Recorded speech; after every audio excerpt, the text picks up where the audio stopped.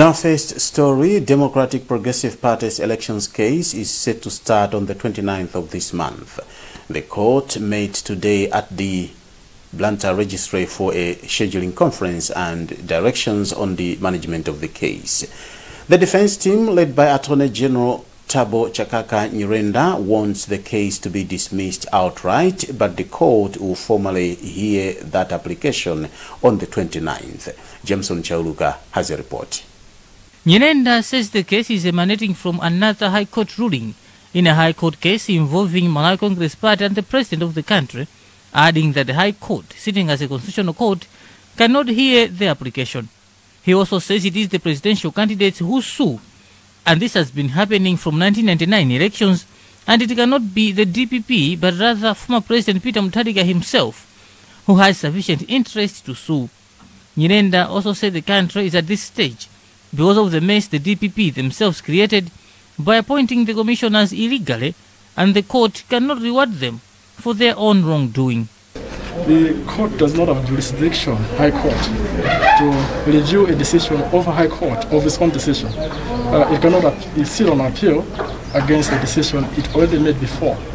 So, having said that, I think those are the preliminary issues. Some of the preliminary issues that will be raised on 29 and 30. The other thing is that they are essentially challenging the elections of 2020, June 2020. And we know if you are challenging the elections, there is a particular procedure that you follow and there are particular parties. So DPP never participated on its own. It was Peter Mutharika that participated in the elections. So DPP cannot come to court and challenge the elections. And even if it were Peter Mutharika coming to court to challenge the elections, the timelines are very particular. The DPP, through its lawyers Charles Muhango, Samuel Tempeno and Frank Mbeda, is expected to respond to the issues raised. Another interesting thing which happened in the court was that the court admonished DPP's lawyers for tendering in code 40 documents. The documents in question had lawyer Charles Muhango but had his brother Berton Muhango's signature. Nyirenda wanted the documents to be expunged, but the court ruled that the irregularity can be cured. Muhango said the matter is now resolved and they are ready to appear in court on the said date. My name is Charles Muhango. We run the same legal firm with the learned friend Berton Muhango, who is my young brother. And when I sent the documents with my name on it and signed, I had instructed them to change the name from my name to Berton. He inadvertently not changed the name, and he signed his signature on the name Charles Muhango, and it became a big issue in the morning. But we have resolved, because before the documents were served on the Attorney General, I rectified. When the documents came back to my office in Lilongwe, I put my name and signed my signature, and he served the proper documents. However, it would appear I sent the email to the registrar of the High Court, but probably the email did not reach the judges. The DPP has also asked the court to allow them amend their statement of case, which the court has permitted. With 72 companies and cooperatives registered to cultivate cannabis in the country, the Cannabis Regulatory Authority is short of 2.1 billion kwacha to effectively regulate the industry. It has been learned that the authority has no offices and is being housed at Chitedze facilities. It needs office furniture, vehicles and laboratory equipment. Matthews Kasanda has the details. The authority's board chairperson Boniface Kadzamira has told Times that the biggest challenges are twofold. First is the financial capacity to regulate the industry, because what the law pressed upon it is beyond regulation. He says there is a need to monitor and inspect compliance to the law and a need to promote local participation as well as conduct lab testing at every stage of the value chain. Kadzamira has indicated that in the 2021-2022 national budget, the Treasury allocated 200 million kwacha, but he hopes that the amount could be revised in the mid-year budget review. Treasury spokesperson Williams Banda acknowledged that the CRA approved budget was 200 million kwacha.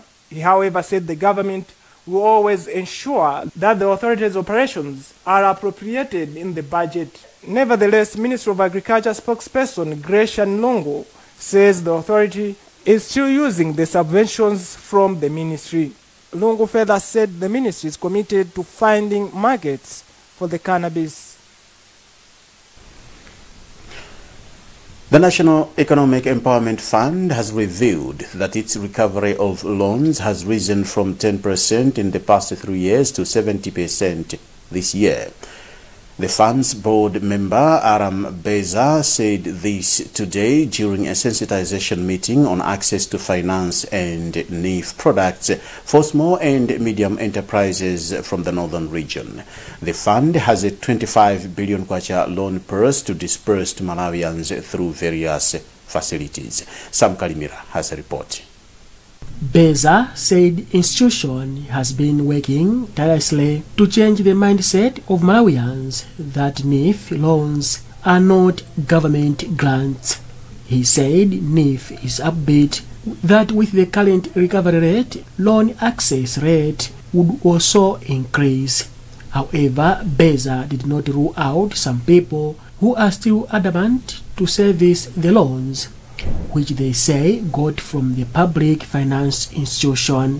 Vision 2063 wants to bring up or to up the percentage of the people who are supposed to be accessing microfinance institutions. Currently, we only have 10% of the people who are accessing finances from microfinance institutions.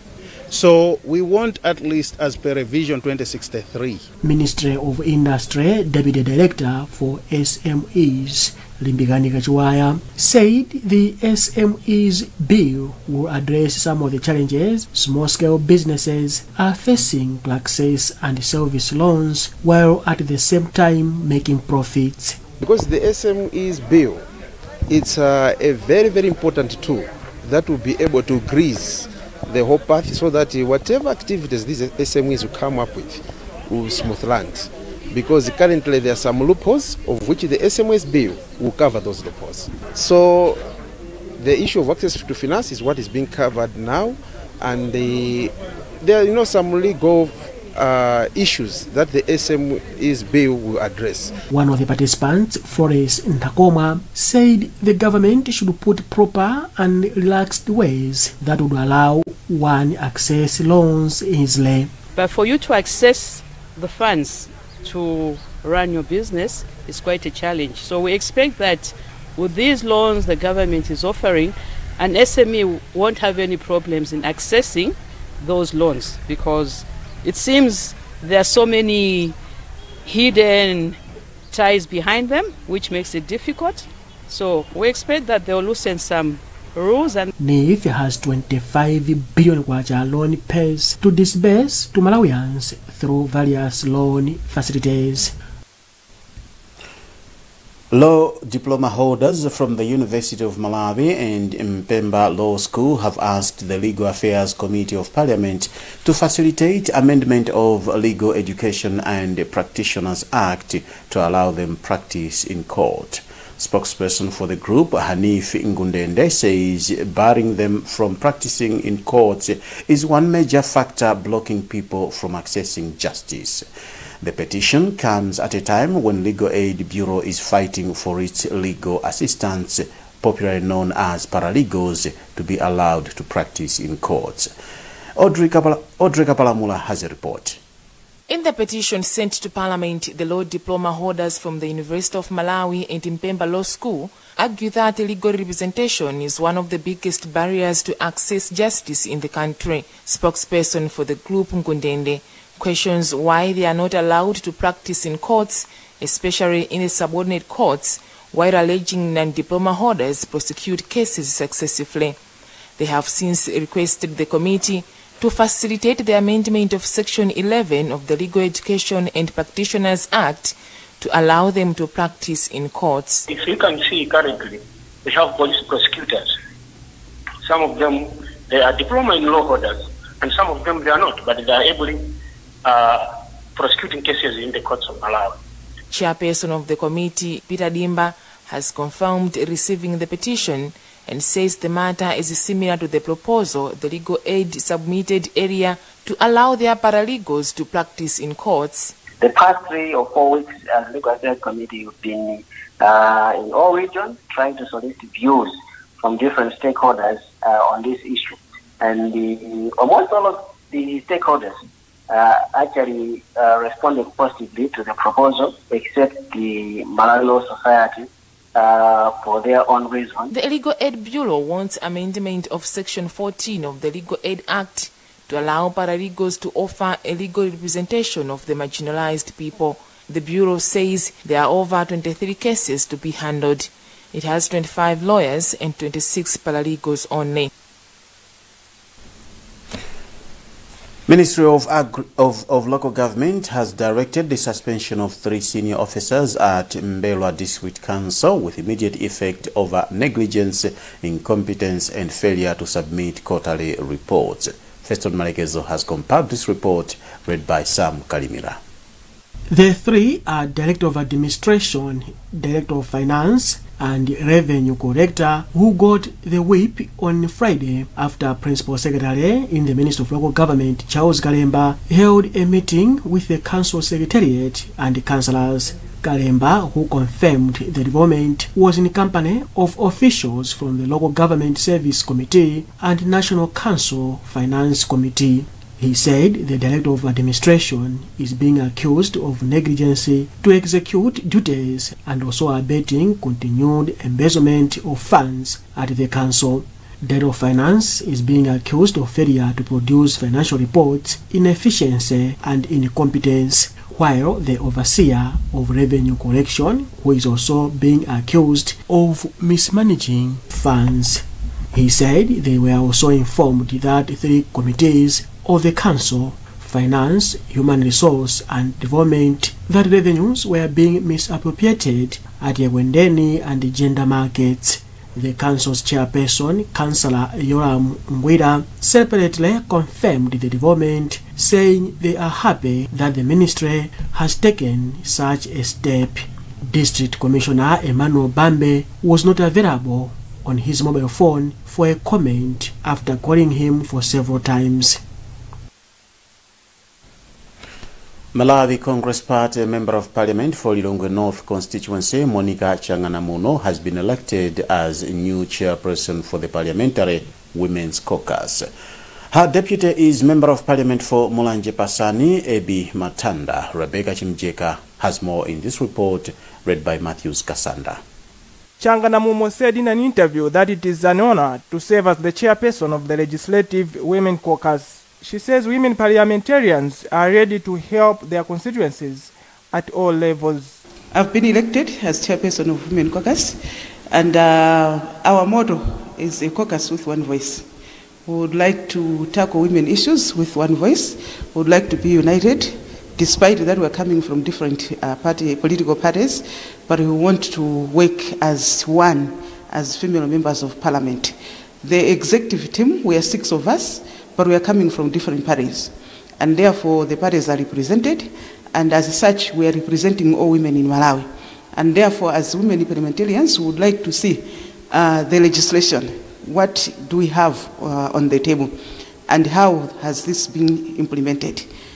Are there any gaps? We would like to see the gaps and be able to see how we can fill in those gaps so that we have smooth implementation of the laws that we make in Parliament.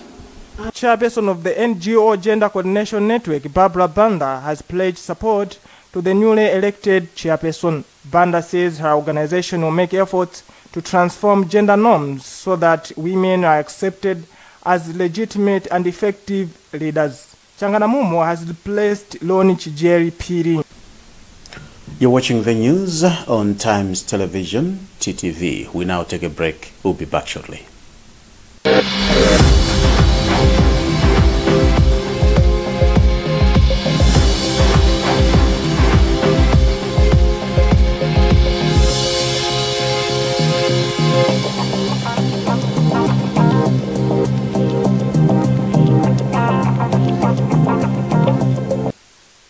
We all start differently, but we can all start with the strongest protection. Because some start early, others start late. Some from little homes, others from big ones. Some start together, or all on their own. It doesn't matter how you start, as long as you start strong. With new Colgate Maximum Cavity Protection. Now with fluoride plus arginine for 4 times more strengthening power. So that you can give them the strongest start to their day. Colgate. Start strong. Stay strong. If there's one thing that all soaps do, it's wash. From buckets to basins, bathrooms to streams, and everything in between. All soaps wash. Yes, but Protex is different. Its reinvented formula with flaxseed oil boosts your skin's natural anti-germ defenses by 10 times more, protecting you against 99.9% of germs. So what keeps us healthy? Protex! Good health starts here. Mona Malawi anzanga. Nkhondo yogonjetsa COVID-19 ndiya wina aliyense. Tili limodzi. Ine ndinasankha kulandira katemera wa COVID-19 atangoyamba kuperekedwa. Chifukwa monga namwino, moyo wanga, umoyo wa odwala amene ndimawasamalira, abale anga, ndi dera langa, ndi zinthu zomwe ndimazika pa mtima panga kwambiri. Katemera wa COVID-19 anditeteza ine ndi ena omwe analandira katemerayo ku chiopsezo choti tingadwale mwakayakaya, kugonekedwa mchipatala, kapena kutaya moyo wathu chifukwa cha COVID-19. Kulandira katemerayo kutithandiza kuthana ndi mliri wa COVID-19 limodzi. Ziwani zambiri za katemerayo ndi kupanga chisankho cha nzeru. Sankhani katemera, tetezani tsogolo.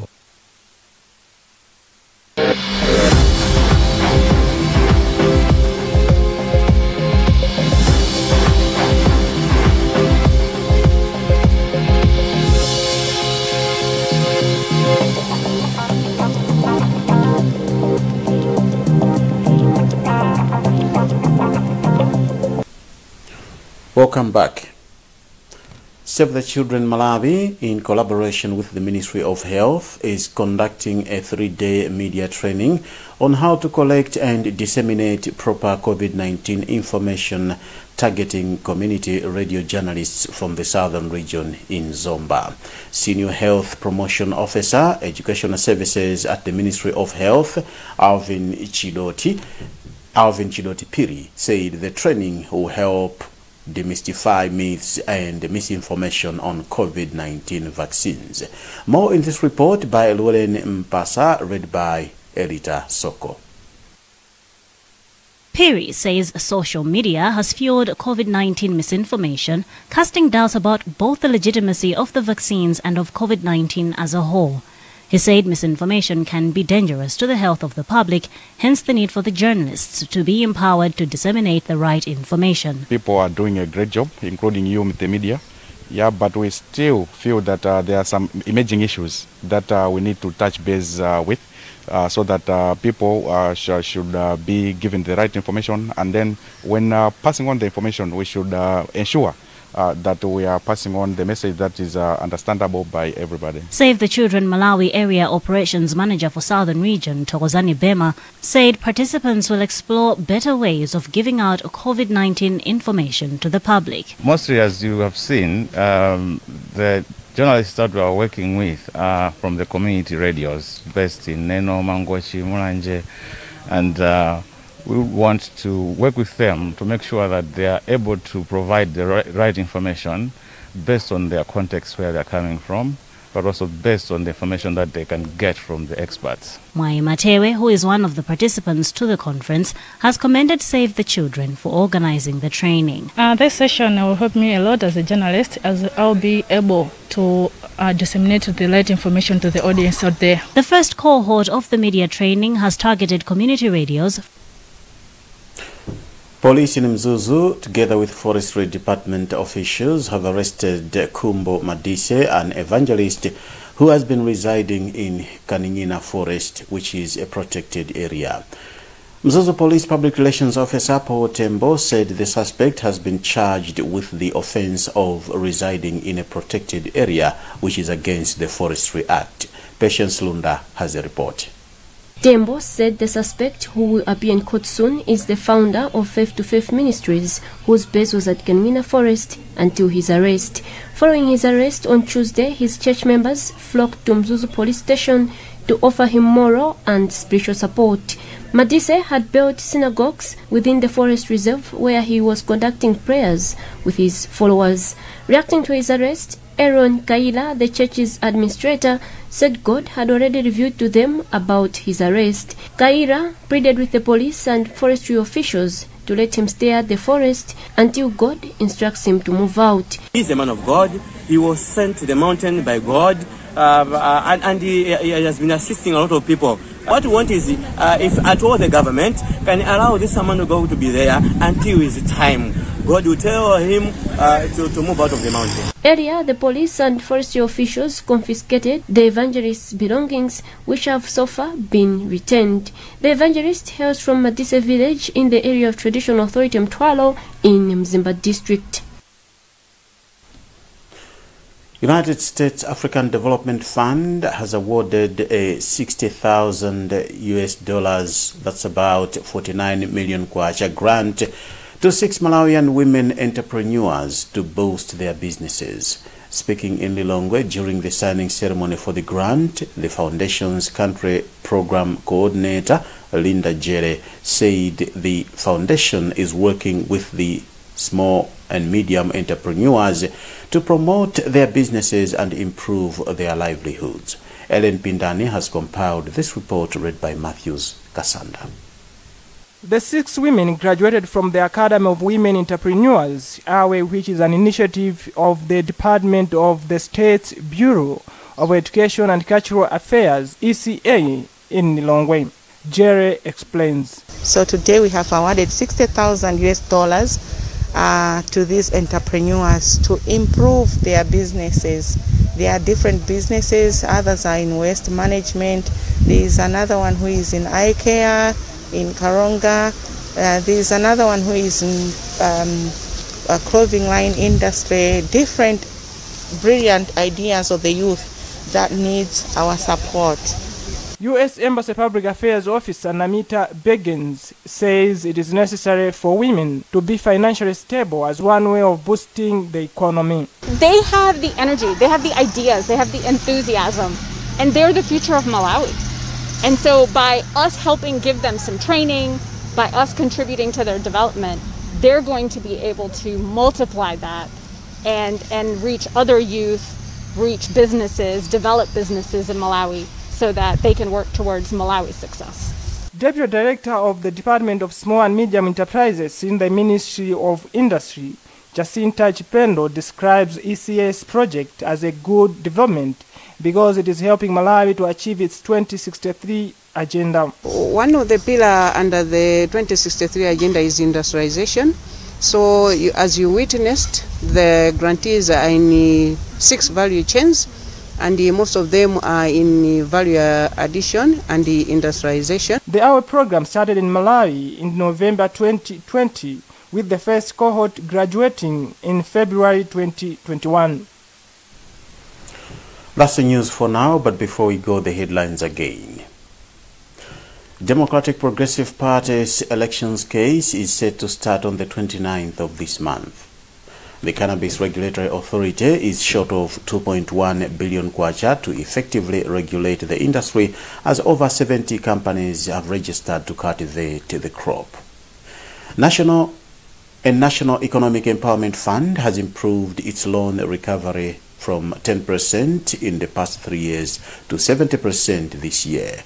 Remember, you can get more on these and other stories by visiting our website www.times.mw, liking our Facebook page Times 360 Malawi, subscribing to 1895 and following us on Twitter at Times 360 Malawi.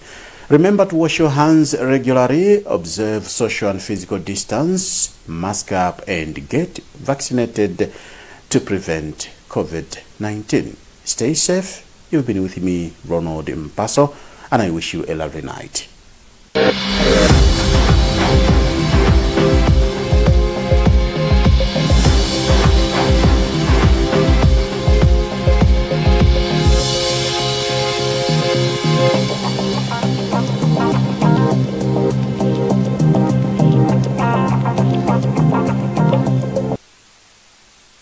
Life is about appearing like greatness.